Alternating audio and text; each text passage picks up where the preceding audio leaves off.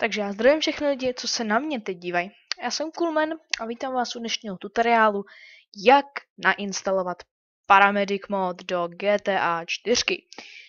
Jeden člověk mě o to poprosil, nebudu říkat jeho jméno, no i když možná ho dám do popisku videa, ne, dělám si srandu.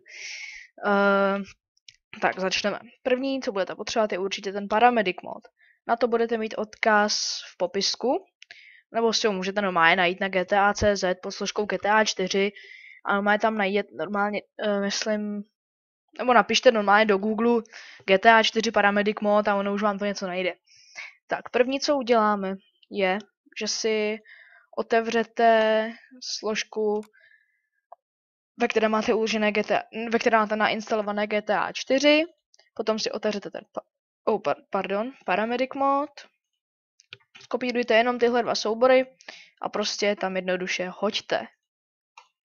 A ještě jedna věc, pokud nemáte script hook, tak si ho budete muset stáhnout. Odkaz do popisku asi dám, když ho najdu teda, ten script hook. A měl bych ho normálně najít, dá se najít snad všude. A nebo zkuste taky jednou zagooglovat sami.